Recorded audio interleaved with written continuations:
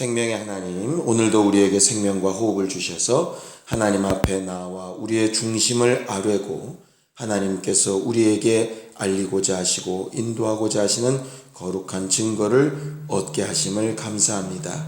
신령한 소망으로 시작하는 한 날이 주와 함께하는 기쁨으로 충만하게 하시고 하나님께서 오늘도 우리와 함께 하시는 즐거움과 행복으로 충만한 날이 되게 하여 주시옵소서. 예수님의 이름으로 기도하였습니다. 아멘. 하늘에 계신 우리 아버지여, 이름이 거룩히 여김을 받으시오며 나라의 임하옵시며 뜻이 하늘에서 이룬 것 같이 땅에서도 이루어지이다. 오늘날 우리에게 일용할 양식을 주옵시고 우리가 우리에게 죄 지은 자를 사하여 준 것 같이 우리 죄를 사하여 주옵시고 우리를 시험에 들게 하지 마옵시고 다만 악에서 구하옵소서. 나라와 권세와 영광이 아버지께 영원히 싸움나이다. 아멘. 하나님의 말씀은 잠언서 16장 1절에서 4절까지 말씀을 함께 같이 합독하겠습니다. 잠언서 16장 1절에서 4절까지 말씀을 함께 같이 합독하겠습니다. 시작. 마음의 경영은 사람에게 있어도 말의 응답은 여호와께로부터 나오느니라. 사람의 행위가 자기 보기에는 모두 깨끗하여도 여호와는 심령을 감찰하시느니라. 너의 행사를 여호와께 맡기라. 그리하면 내가 경영하는 것이 이루어지리라. 여호와께서 온갖 것을 그 쓰임에 적당하게 지으셨나니 악인도 악한 날에 적당하게 하셨느니라. 아멘. 우리 하나님은 주권자가 되시는 하나님이십니다. 성경은 하나님이 우리의 주권자가 되시고 모든 세계에 진행되어지는 모든 일에 주권자가 되심을 알게 하고 또 그 주권 앞에 무릎 꿇게 하는 데에 목적을 두고 기록한 책이 바로 성경입니다. 그래서 예수께서도 오셔서 너희가 부모를 사랑하는 것도 중요하고 아내를 사랑하고 자식을 사랑하는 것도 참 중요한데 그것들을 나보다 더 사랑하는 것은 합당치 않다 하시는 것도 하나님께서 모든 것의 주인, 주권자, 최고의 목적이 되시는 것에 대해서 가르치시는 것입니다. 성령께서 우리 안에 들어오셔서 오늘도 우리에게 가르치고 싶어 하시는 것은 하나님께서 주인이 되셔서 우리의 일들을 이끌어 나가시겠다 하는 것을 가르치고 싶어 하시는 것이죠. 자, 성경을 한 군데 보겠습니다. 이사야서 42장 8절을 좀 함께 읽겠습니다. 이사야서 42장 8절입니다. 함께 읽습니다. 이사야서 42장 8절입니다. 시작. 나는 여호와이니 이는 내 이름이라. 나는 내 영광을 다른 자에게 내 찬송을 우상에게 주지 아니하리라 하셨어요. 하나님께서 우리에게 주신 십계명 가운데 대표적인 조항들도 다 이 말씀 안에 들어가고 예수께서 죽기까지 복종하시며 아버지께 영광을 돌리셨던 이유도 다 여기에 해당됩니다. 성령도 우리 안에 들어오셔서 자기 임의로 하지 아니하시고 아버지의 뜻과 아들이 하신 일에 대하여 생각나게 하시고 깨닫게 하심으로 교회가 그 일을 담게 하시는 이유도 다 이 말씀에 해당되지요. 결국 이 새벽에 우리가 기도하고 하나님 앞에 찬양하고 주의 말씀대로 순종하고 오늘 한 날도 승리하려는 이유는 하나님의 영광을 하나님께 그 찬송을 주께 돌리기 위하여 하는 일입니다. 그런 면에서 오늘 성경 본문에 나와 있는 마음의 경영은 사람에게 있어도 말의 응답, 더 정확하게 얘기하면 기도의 응답은 하나님께로부터 나온다 하는 것을 절대로 잊지 말라 하는 것을 우리가 염두에 두어야 할 것 같습니다. 어저께 우리가 그 앞에 19절부터 33절까지의 내용을 통해서 지혜가 뭐냐? 하나님과 또 사람들과 잘 의논하는 것이다 라고 하는 것을 배웠는데 하나님과 의논할 때 그럼 어떻게 의논하는 것이냐? 내 마음의 생각이나 계획이나 뜻을 하나님 앞에 다 아뢰고 의논이지요. 그러나 그 결정과 행동과 결과는 하나님의 손에 맡겨놓는 것이다. 바로 이 말입니다. 저는 이 말씀을 기억할 때마다 영국의 처칠 수상이 했던 말이 이렇게 생각이 납니다. 처칠 수상이 2차 대전 때 영국 의회를 모아놓고 회의를 하는데, 전쟁에 참가할 것인가 말 것인가를 회의하는데, 회의하는 시간 내내 처칠 수상 아무 말 하지 않았다고 그래요. 왜냐하면 모든 의원들이 막 난상 토론을 하니까요. 그래서 어떤 사람이 나중에 물었답니다. 처칠 수상에게 왜 당신은 당신 의견을 얘기하지 않냐고. 그때 처칠 수상이 딱 한마디로 그 모든 회의를 잠재웠다고 하는데요. 당신들처럼 똑똑한 옥스퍼드 나오고 캠브리지 나온 사람들이 다 이야기를 하는데 내가 뭘 얘기를 하겠냐고. 당신들 의견들을 다 듣고 나는 그 중에서 가장 좋은 것으로 내가 결정만 하면 되는 것 아니겠냐고. 이렇게 이제 얘기했다는 일화가 있습니다. 가만히 보면 우리가 하나님 앞에 기도하고 또 우리의 마음의 소원을 아뢰는 부분도 좀 그런 마음을 갖고 있어야 될 필요가 있을 것 같다는 생각이 들어요. 우리가 나름대로 똑똑하게 이런 것도 저런 것도 막 이야기하고 말하지만 결국 그 결론은 누가 내리시는 것이냐면 하나님이 내리신다 하는 것이죠. 마치 예수께서 겟세마네 동산에서 기도하셨을 때도 동일한 마음이셨던 것 같습니다. 그러니 자신의 뜻은 굉장히 정확하게 이야기하시지만 그 결과는 하나님 앞에 맡기는 것이죠.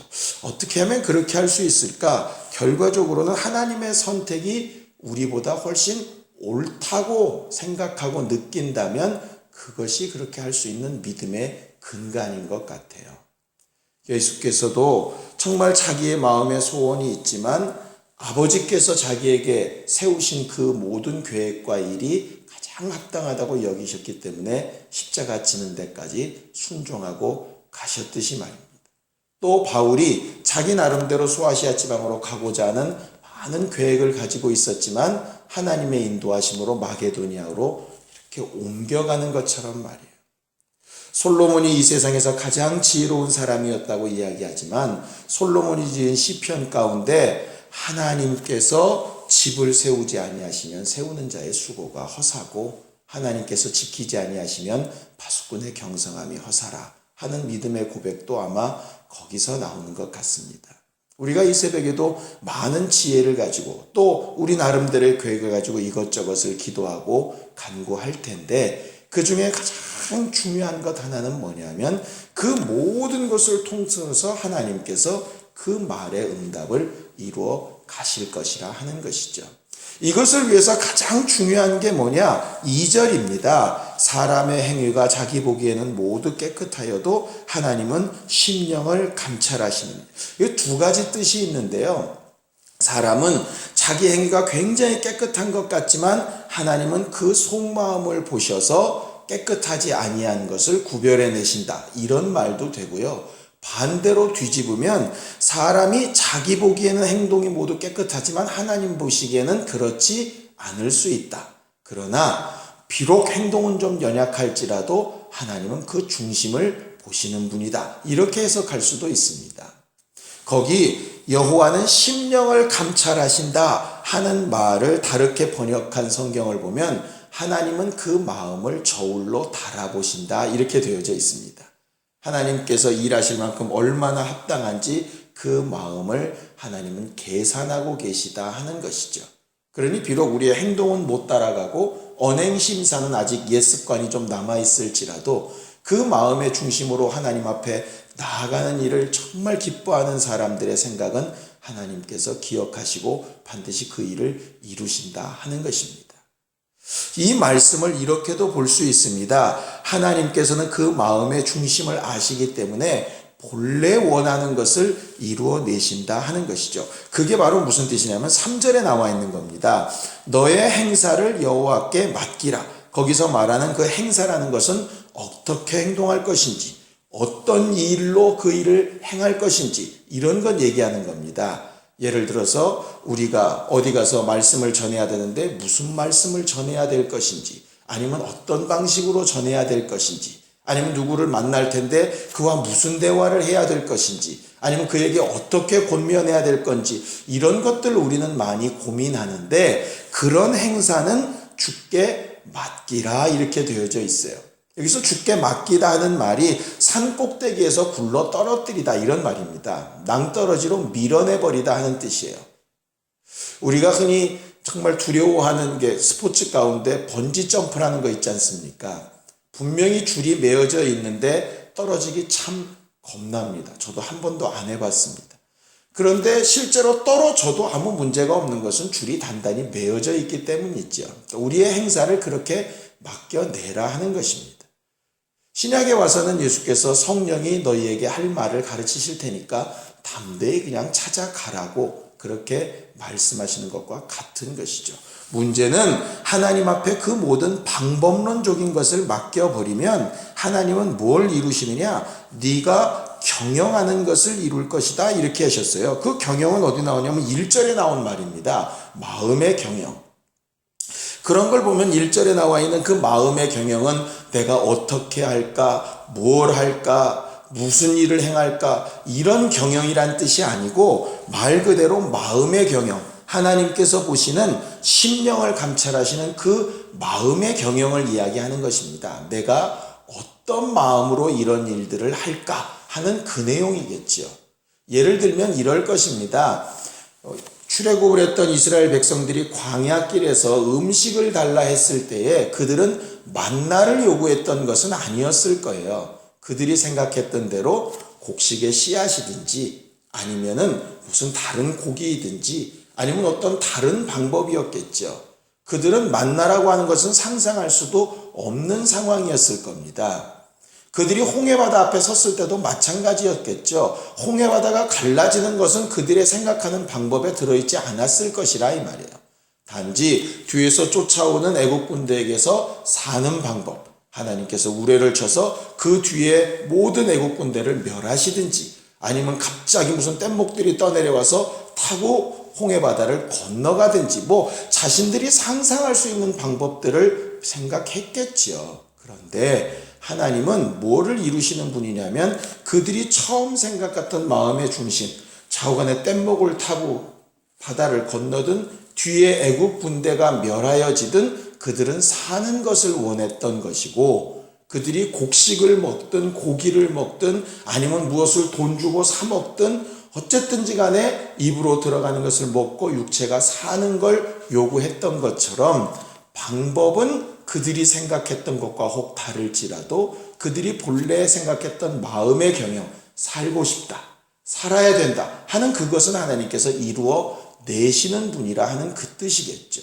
결과적으로 우리는 뭐를 지금 고민하고 있는가를 좀 생각해 봐야 될 필요가 있습니다. 어떻게 할까를 자꾸 고민하는 경우들이 많은데 그것은 하나님 앞에 맡겨버리라, 좀 굴려내버려라 이렇게 얘기하고 있고요. 더 중요한 게 뭐냐면 결과적으로 네가 생각하는 그 수만 가지 방법을 통해서 결국 하고 싶은 게 뭐냐 하는 그 마음의 중심을 분명히 하라 하는 것이죠.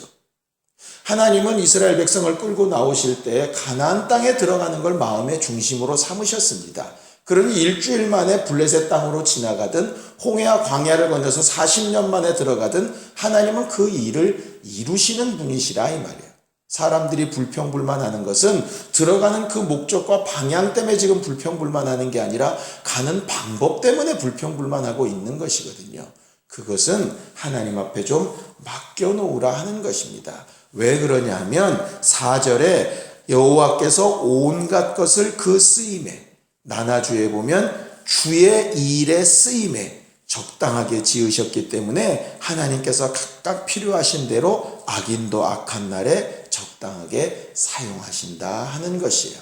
악한 자에게는 심판의 기회로 그 악한 자와 함께하는 의인에게는 연단하는 기회로 어쨌든 하나님을 더 가까이 하는 기회로 어떻게든 좋은 쪽으로 합력하여 선을 쓰시는 하나님이시니까 우리가 가야 될 목적지와 방향과 그 모든 결과의 끝이 마음의 중심에 분명하다면 이끌어 가시는 모든 방법이나 모든 과정들은 주께 맡기고 한 걸음씩 이렇게 주권자를 대항하는 것이 아니라 그 일에 정말 순응하는 것으로 순종하며 나아가야 하지 않겠느냐 하는 것입니다. 마음의 중심이 어디에 있는가를 극명하게 대비해 보는 것이 바로 가룟 유다와 베드로입니다. 가룟 유다는 예수를 파는 죄를 저지르고 베드로는 예수를 3번이나 부인하는 죄를 저지르지요. 어쨌든 둘 다 예수를 배반하는 죄를 저지른 것은 맞습니다. 그런데 베드로의 마음의 중심에는 주를 사랑하는 마음이 여전히 있고 부활하신 예수가 3번 영겁험 부르실 때에도 울며불며 고백할 만한 마음의 중심이 분명히 그 안에 있었습니다.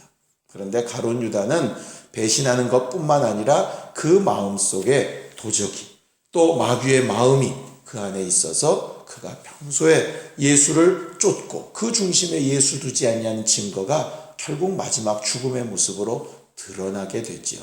결국 하나님께서 그 마음의 중심대로 그 결과를 이끌어 나가시는 것들을 보게 됩니다.